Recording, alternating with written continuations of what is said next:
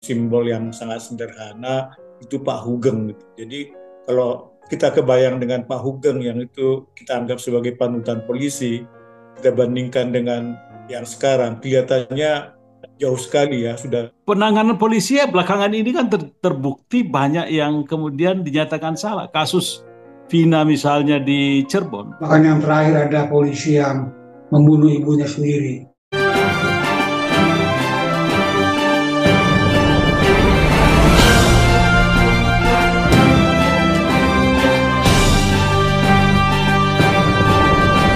Bismillahirrahmanirrahim. Assalamualaikum warahmatullahi wabarakatuh. Pemirsa Kotia Forum yang saya cintai, malam ini kita tampil lagi untuk membicarakan suatu hal yang sangat penting, vital dalam kehidupan kita, yakni kepolisian yang mendapat sorotan luar biasa di media sosial dan bahkan menjadi pembicaraan warung kopi. Yang Bang Komar, Bang Tigor yang saya hormati, malam ini kita akan membahas mengenai polisi. Ada istilah partai coklat yang sebenarnya sangat mengganggu karena itu destroyer terhadap sistem demokrasi kita. Tapi lalu kemudian dalam sepekan dua pekan terakhir ini terus-menerus kita mendapatkan berita-berita yang luar biasa. Jeleknya mengenai kepolisian ini yang dilakukan oleh oknum-oknum polisi. Misalnya begini, saling tembak antar polisi di Pasaman, Sumatera Barat. Kemudian terjadi lagi di Semarang, polisi menembak anak SMK yang tadinya adalah aktivis Paskibraka. Kemudian ada yang ketangkap terlibat judi online.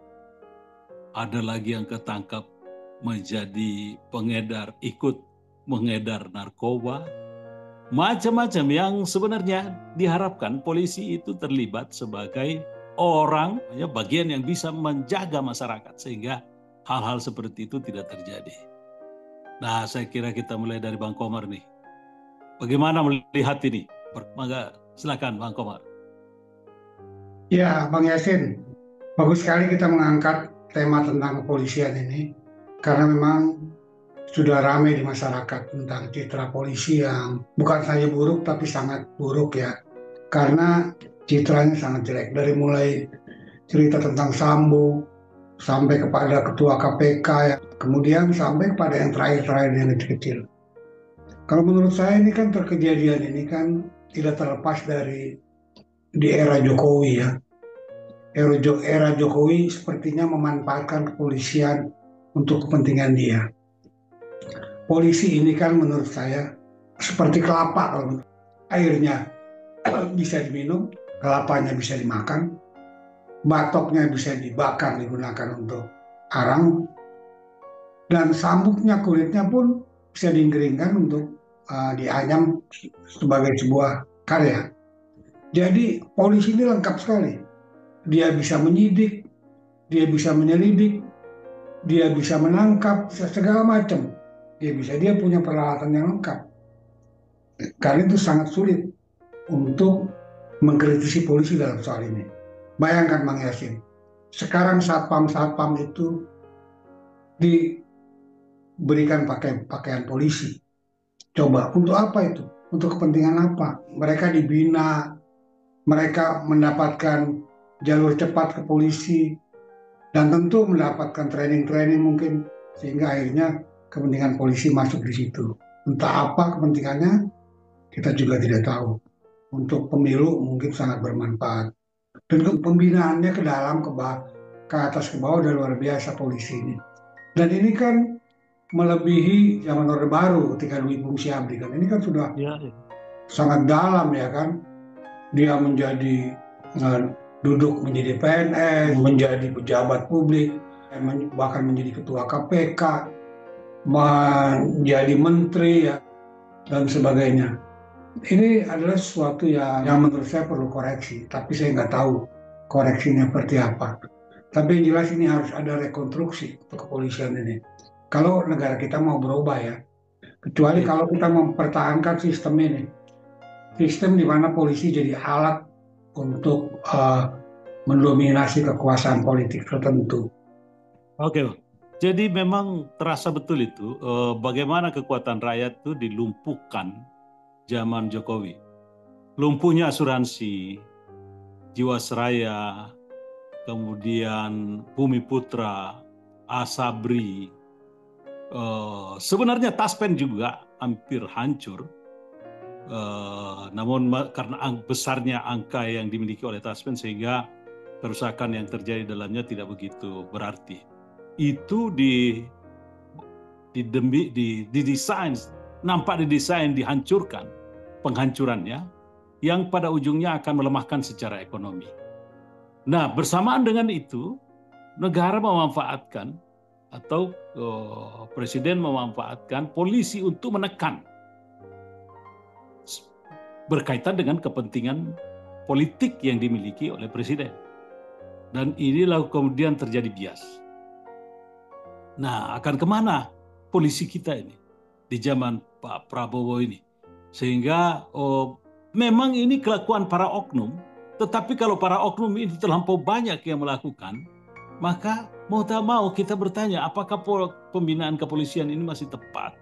Apakah proporsinya masih tepat? Atau ini terjadi akibat problem struktural yang dihadapi oleh polisi, misalnya pembagian tugas.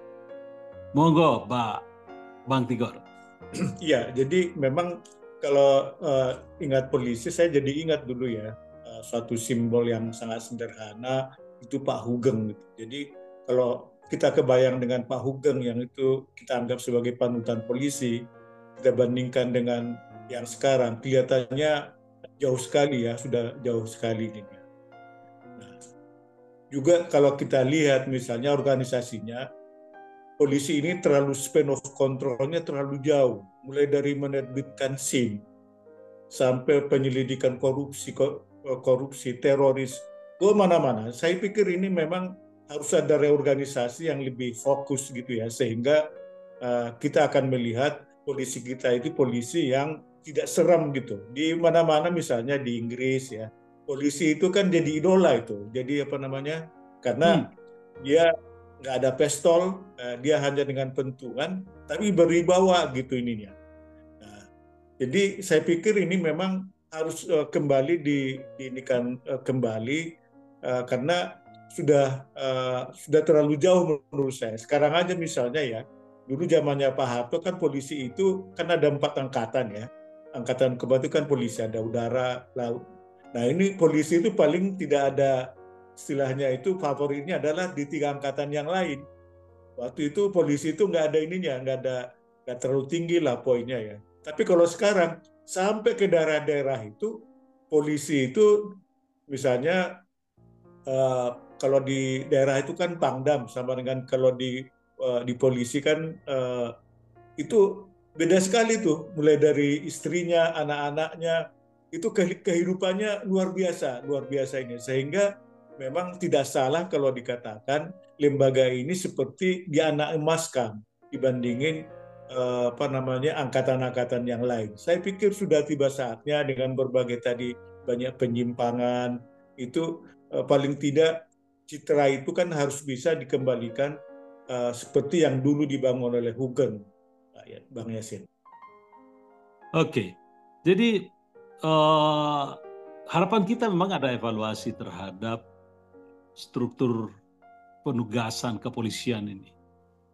Penanganan polisi ya belakangan ini kan terbukti banyak yang kemudian dinyatakan salah. Kasus Vina misalnya di Cirebon itu biasnya luar biasa.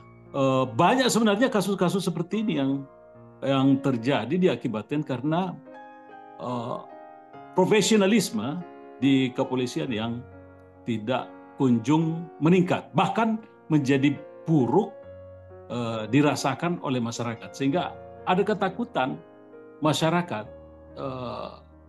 ketika didatangi bukan saja untuk mencari informasi, tetapi terancam karena yang datang membawa senjata yang sewaktu-waktu bisa meledak di hadapan mereka. Dan itu tidak tanggung-tanggung, karena yang kemudian terjadi betul-betul tertembak. Kasus-kasus penembakan misalnya kepada masyarakat itu terjadi. Yang lucu misalnya polisinya memberi keterangan bahwa sudah sesuai dengan prosedur. Bagaimana prosedur itu sesuai ketika masyarakat atau orang yang kena tembakan itu mati, meninggal, yang di dalam protapnya seharusnya yang ditembak adalah bagian-bagian yang tidak akan mengakibatkan atau kecil kemungkinan mengakibatkan kematian bagi tersangka, kalaupun ada tersangka. Nah, bagaimana ke depan harapan kita ini, Bang Komar? Ya, kalau saya pribadi ya, berharap agar ada rekonstruksi dalam kepolisian. Karena kalau menurut saya, keparahannya sudah melampaui ambang batas. Kita mulai dari sistem rekrutmen polisi itu gimana ya, gimana cara menyaringnya, sehingga tidak ada orang-orang yang seperti misalnya dalam kasus Vina, dalam kasus penembakan, bahkan yang terakhir ada polisi yang membunuh ibunya sendiri. Kalau di masyarakat itu ada kesalahan kejiwaan, nggak ada masalah. Tapi kalau polisi sebagai orang yang pengayom masyarakat, kemudian sakit jiwa, ini kan repot juga. Jadi dari mulai sistem rekrutmen itu harus dibenahi. Kemudian sistem kepangkatan juga harus dibenahi. Semua harus dibenahi. Dan sekarang ini kan kita mendengar berita-berita penggusuran oleh perusahaan-perusahaan swasta yang kemudian ditangani oleh polisian. Banyak di medsos kita lihat ibu-ibu berteriak-teriak segala macam, tapi kemudian hanya ditangkapi begitu saja, hanya dibongkar begitu saja. Ini adalah persoalan kapasitas dan kualitas yang tidak memadai, yang menurut saya berawal dari sistem rekrutmen polisi. Nah, karena itu tidak ada jalan lain menurut saya, harus direkonstruksi polisian ini, dilihat dari awal bagaimana caranya. Kalau tidak ya nggak apa-apa, jalan aja terus seperti ini. Dan kita, negara ini hidup bersama polisi, di bawah kendali polisi. Kayak gini kondisinya, artinya memang secara manajerial polisi ini tidak memungkinkan bekerja benar.